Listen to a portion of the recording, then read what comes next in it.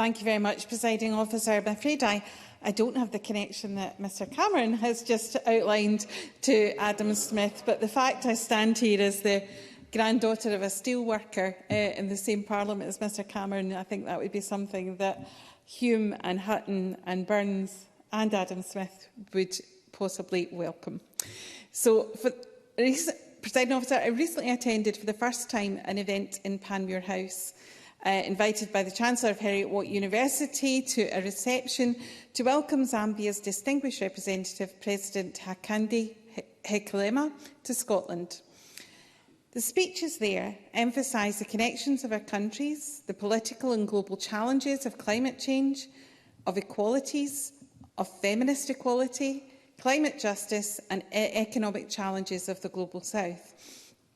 And it was very poignant to hear this in the salon of Adam Smith, whose portrait adorned the walls, albeit painted many years after his death, so we have to use our imagination to determine how accurate that portrait is.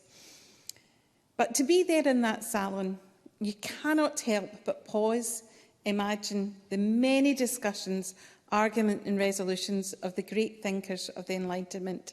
And indeed it seems that the wisdom, intellect and the vision have seeped into the very walls where Adam lived from 1778 until his death in 1790.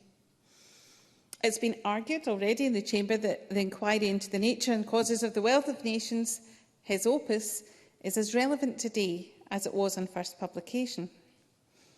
And like Michelle Thompson, I was also delighted to attend the event at this Parliament to hear about University of Glasgow's Business School's plan to commemorate the Tercentenary of one of Scotland's leading thinkers, economists, and perhaps the key figure of the Enlightenment.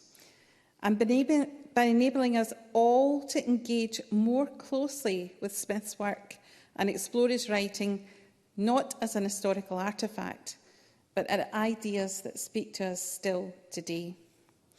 And while there will hardly be an economics student in the last 300 years who will not have heard of, or indeed in most cases read at least parts of The Wealth of Nations, myself included, in today's Herald, Dr Craig Smith, Adam Smith, Senior Lecturer in the Scottish Enlightenment at the University of Glasgow, reminds us that of the other great philosophical writing, The Theory of Moral Sentiments, which has recently been re-examined by scholars having gone out of fashion.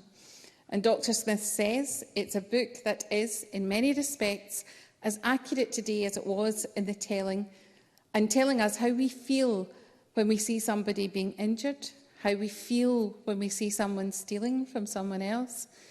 So there's a focus on emotion, on the psychology of sympathy and empathy and impartiality. And as Michelle Thompson says, not putting yourselves in favour above anybody else. All these things are still part of how we think and feel about morality today. And, Presiding Officer, it should certainly inform the members of this chamber as we pass law impacting on people's lives and as we seek to live up to the standards expected in public life. I congratulate Michelle Thompson on securing the debate, but also congratulate the University of Glasgow's Adam Smith Business School on embracing this opportunity that the Tricentenary presents to celebrate and discuss Adam Smith's legacy through the Smith Around the World lecture series. That spans Sydney, Beijing, Tokyo, the West Indies, Barcelona, Canberra, Mexico City, Toulouse, Hong Kong, Oxford, Nairobi and London.